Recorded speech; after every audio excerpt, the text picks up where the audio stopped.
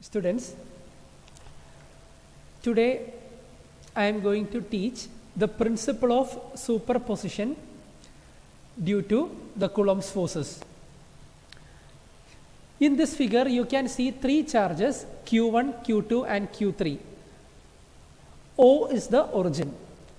Distance from the origin to Q1 is marked as R1, and similarly distance from O to Q2 is R2, and distance from O to Q3 is vector R3.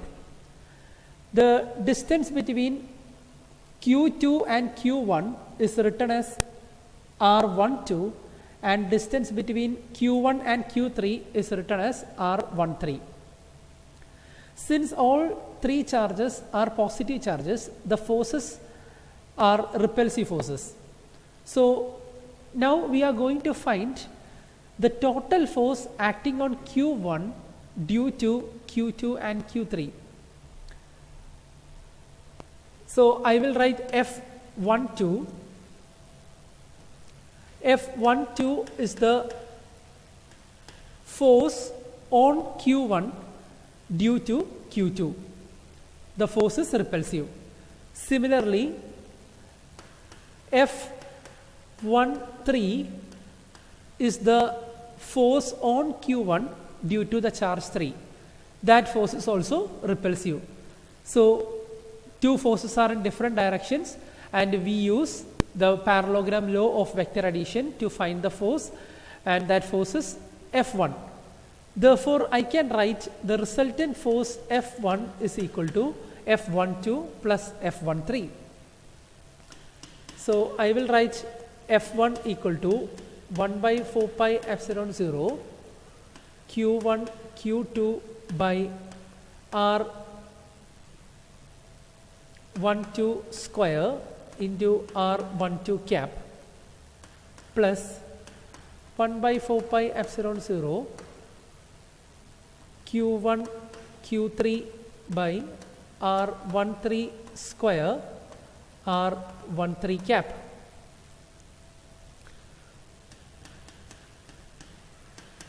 I can take Q1 by 4 pi epsilon 0 constant.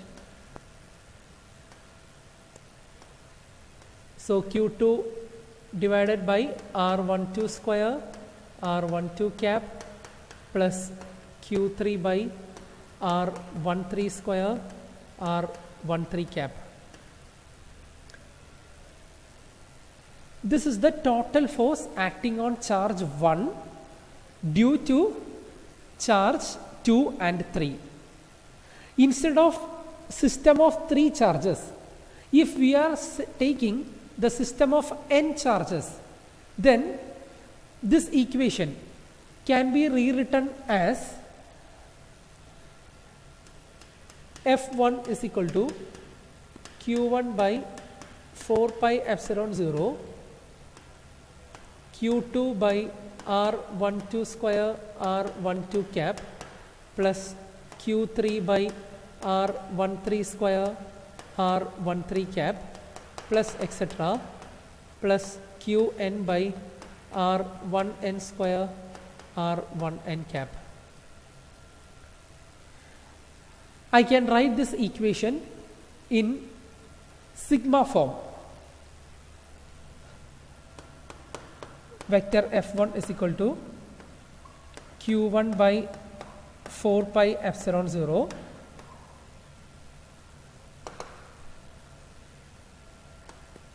sigma I equal to 2 to n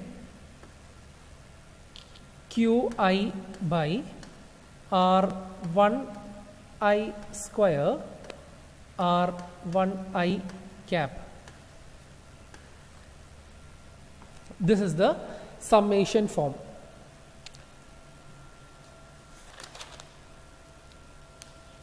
So how will we define the principle of superposition of electrostatic forces? This principle states that when a number of charges are interacting, the total force on a given charge is the vector sum of the forces exerted on it due to all other charges. And this will be the equation. Now, we are going to see what is electric field. If I keep a positive charge or a negative charge in a space, there is a region surrounding this charge where the electrostatic force is experienced. That region is called electric field. For example, I keep a positive charge here. Imagine there is a region surrounding it. Now, if any other charge, positive or negative, if any other charge comes within this field, it will be attracted or repelled.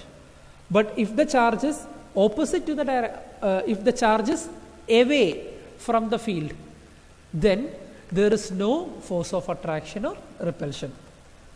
Therefore, I can say electric field as a region of space around a charge or a system of charges within which other charged particles experience electrostatic force. Theoretically, electric fields extends up to infinity, but practically it is limited only up to a certain distance. That is what I explained before. If I keep a positive charge, there is only a certain distance where the other charge will be attracted or repelled. Electric field will be available only up till that distance. Beyond that, there is no electric field. That is our practical case.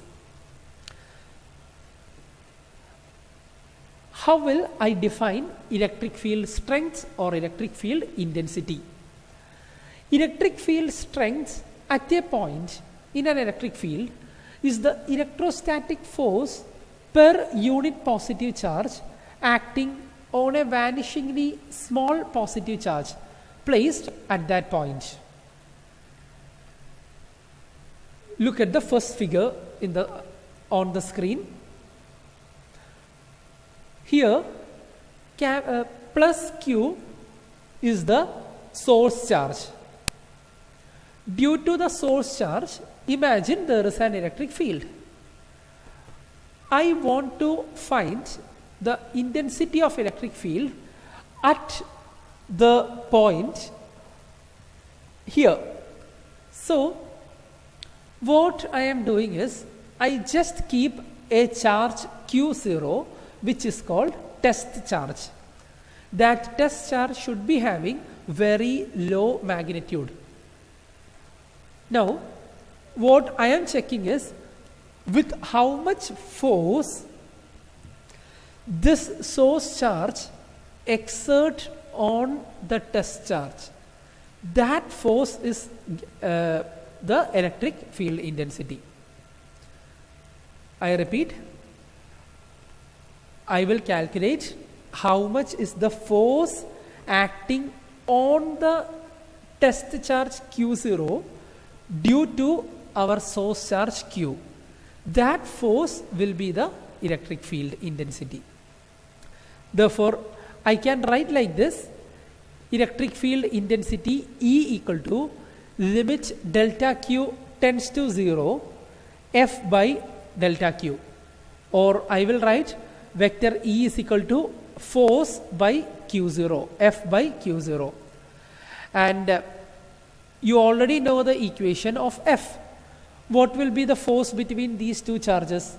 F is equal to 1 by 4 pi epsilon 0 Q into Q0 divided by R square. That is the force for F. Now, electric field is F by Q0.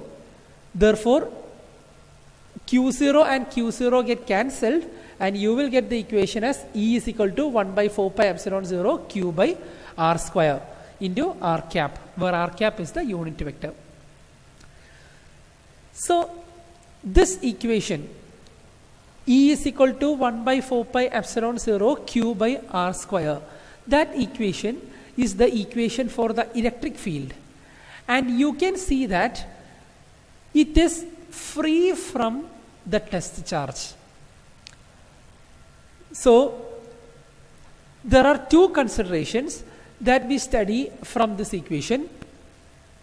Number one, electric field intensity due to a point charge is independent of the test charge.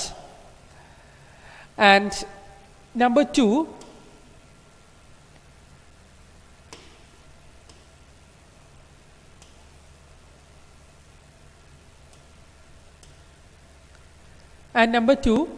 electric field due to a point charge is inversely proportional to R square.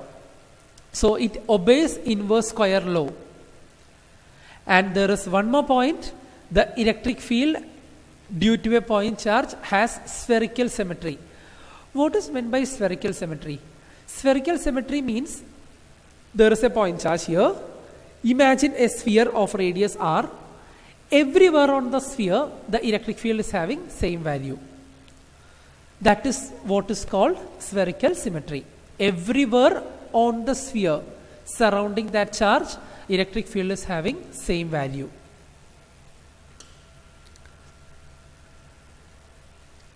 Now, when we define electric field, I told test charge Q0 should be very, very small magnitude. Why? It is because if the test charge is having a higher magnitude, that test charge also will produce an electric field, which will actually disturb the field of the source charge. So that is what is written on the screen. Test charge is considered to be vanishingly small because its presence should not alter the configuration of the charge, and thus electric field which is intended to be measured. Now let us study how to apply principle of superposition in the case of electric field. Imagine there is a point P here, and I am marking three charges anywhere I like. So this is Q1, this is Q2 and Q3. The distance towards P is R1P, and distance from Q2 to P is R2P, and distance from Q3 to the point P is R3P. We have to find the electric field at the point P. So what we have to do is imagine a unit positive test charge. Imagine a unit positive test charge at the point P. Now, all these three charges, Q1, Q2 and Q3, all of them are positive. So those three positive charge will obviously repel the positive test charge that we place here. Test charge is Q0. All of them will repel that positive charge Q0. So I will draw the force of repulsion. Repulsion due to charge 1 towards P is marked as F1P. Let me write E1 for that electric field due to charge 1. Now due to charge 2 also will repel Q0. So let this be E2. Charge 3 will also repel Q0.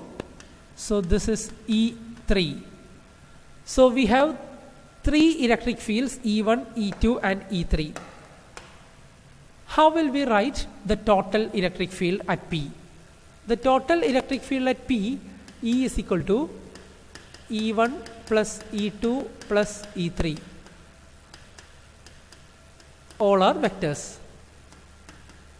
So I will write E is equal to 1 by 4 pi epsilon 0 Q1 by R1P square R1P cap plus Q2 by R2P square R2P cap